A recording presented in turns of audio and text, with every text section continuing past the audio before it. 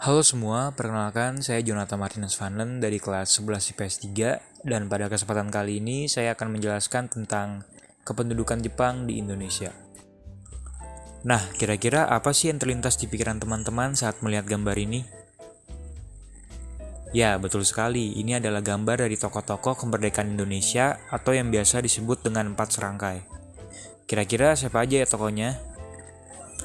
Yang pertama, dari sebelah kiri ada Insinyur Soekarno, yaitu seorang tokoh politik dan juga dikenal sebagai Bapak Proklamator Indonesia. Kemudian yang kedua ada Ki Hajar Dewantara yang dikenal sebagai pelopor pendidikan yang mendirikan taman siswa, sekolah pribumi yang tertua di Indonesia, dan juga disebut sebagai Bapak Pendidikan di Indonesia. Yang ketiga ada Muhammad Hatta, yaitu tokoh politik dan golongan nasionalis. Kemudian yang terakhir ada Ki Haji Mas Mansur dari golongan Islam. Mas Mansur yang berasal dari Surabaya adalah ulama Muhammadiyah yang sebelumnya adalah anggota Sarekat Islam. Kemudian, apa sih sebenarnya hubungan empat serangkai ini dengan kependudukan Jepang? Jadi, pada waktu Indonesia dijajah oleh Jepang tahun 1942, Jepang ingin memanfaatkan Indonesia yang kaya sumber daya alam dan sumber daya manusia untuk membantu Jepang menghadapi perang. Agar rakyat mau membantu Jepang, Jepang mendekati golongan nasionalis yang kala itu memperjuangkan kemerdekaan. Dan akhirnya pada tahun 1943, Soekarno dan Muhammad Hatta dipanggil oleh Jepang. Keduanya dipandang sebagai pemimpin politik yang dapat memberi masukan bagi Jepang. Selain itu, diundang juga Ki Hajar Dewantara dan Kiai Haji Mas Mansur. Dari hasil pembicaraan Jepang bersama para tokoh pergerakan, tercetuslah ide untuk membentuk organisasi sosial. Saat itu sebenarnya sudah ada gerakan 3A, namun organisasi propaganda itu kurang efektif meraih simpati rakyat. Gerakan 3A akhirnya dibubarkan. Jepang mempelajari bahwa untuk merebut hati rakyat, perlu tokoh nasional yang saat itu sudah dipercaya rakyat.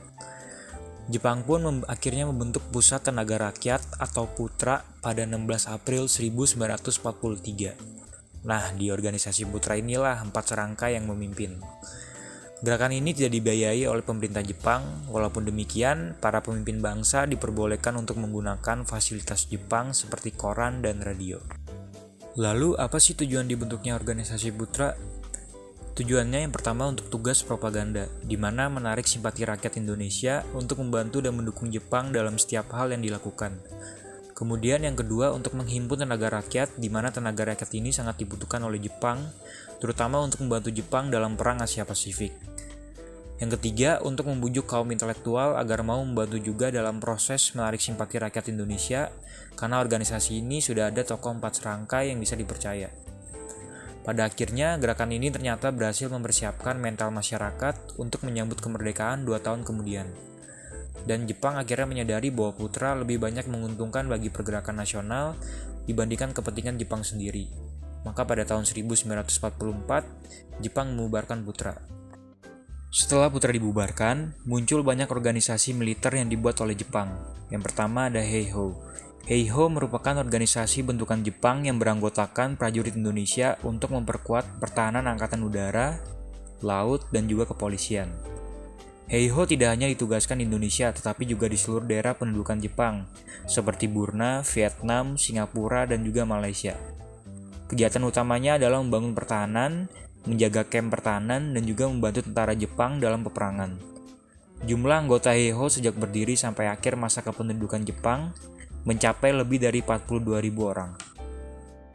Yang kedua ada PETA, Pembela Tanah Air. PETA merupakan organisasi bentukan Jepang untuk memperkuat Heiho pada 3 Oktober 1943 atas usulan Gatot Mangkoepradja kepada Letnan Jenderal Kumakichi Harada. Pembentukan PETA didasarkan peraturan pemerintah Jepang yaitu Osamu Seinendan nomor 44. Anggota yang direkrut berasal dari berbagai kalangan masyarakat. Dan total anggotanya lebih dari 37.000 orang dari Pulau Jawa dan lebih dari 20.000 dari Pulau Sumatera. Yang ketiga adalah Seinendan. Seinendan dibentuk pada tanggal 9 Maret 1943, di mana jumlah anggotanya tercatat mencapai 3.500 orang dan berkembang hingga 500.000 orang pada akhir pemerintahan Jepang di Indonesia. Dalam melakukan perekrutan, Seinendan beranggotakan pemuda berumur 14-22 tahun. Seinendan atau Barisan Pemuda dibentuk untuk melatih dan mendidik pemuda agar mampu menjaga dan mempertahankan tanah air secara mandiri.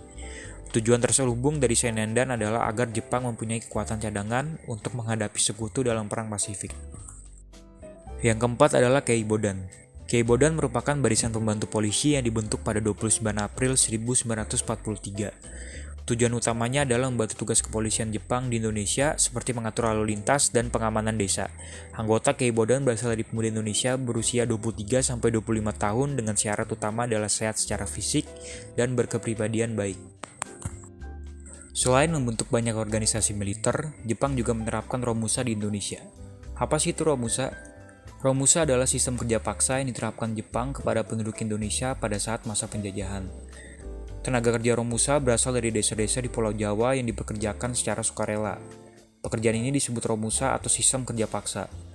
Romusa berlangsung selama 3 tahun dari 1942 sampai 1945. Awalnya, Romusa dilakukan secara sukarela dan dipekerjakan tidak jauh dari tempat tinggal. Namun, sistem tenaga kerja mulai dipaksakan sampai kepada kepala keluarga harus wajib menyerahkan anak lelakinya untuk bekerja karena Jepang terdesak dalam Perang Pasifik. Jepang membutuhkan bantuan untuk proses pembangunan seperti kubu pertahanan, jalan raya, rel kereta api, jembatan, dan lapangan udara di Indonesia. Pengerahan tenaga kerja ini disebut Romusa yang awalnya didukung oleh rakyat Indonesia. Tujuan Romusa adalah mempekerjakan masyarakat secara sukarela untuk proses pembangunan dan propaganda Jepang. Propaganda dilakukan Jepang untuk membentuk barisan Romusa yang bertugas membela negara dan membangun kemakmuran. Romusa berdampak pada tenaga kerja yang mengalami siksaan dan kelaparan. Mereka dipaksa terus melakukan pekerjaan berat seperti mengeratakan bukit, menggempur batu-batu di pegunungan, hingga menebang kayu di hutan. Para pekerja juga mendapatkan siksaan ketika bekerja. Dan dampak Romusa bagi bangsa Indonesia itu membuat banyak kematian, kesakitan, kekurangan makanan, sampai terjadi banyak kecelakaan ketika bekerja. Kesimpulan yang bisa saya ambil di masa kependudukan Jepang adalah bahwa Jepang melakukan pendekatan persuasif yang sangat bagus terhadap rakyat Indonesia. Dimulai dari dia menarik golongan intelektual terlebih dahulu untuk dapat dipercayai oleh rakyat. Tetapi bangsa Indonesia juga akhirnya tersadar bahwa semua itu hanya tipu muslihat Jepang untuk mendapat bantuan dari rakyat dalam Perang Asia Pasifik. Dari mulai dibentuknya banyaknya organisasi militer, sampai kepada tahap mempekerjakan rakyat secara paksa, yang tujuannya untuk kepentingan Jepang. Maka dari itu, jangan sampai kita di kedepannya terkena tipu muslihat dan rencana licik dari bangsa lain. Kita harus bisa memperluas wawasan kita agar kita tidak dibodohi dan diperbudak oleh bangsa lain kembali. Sekian penjelasan saya mengenai kependudukan Jepang di Indonesia. Mohon maaf apabila ada salah kata. Terima kasih.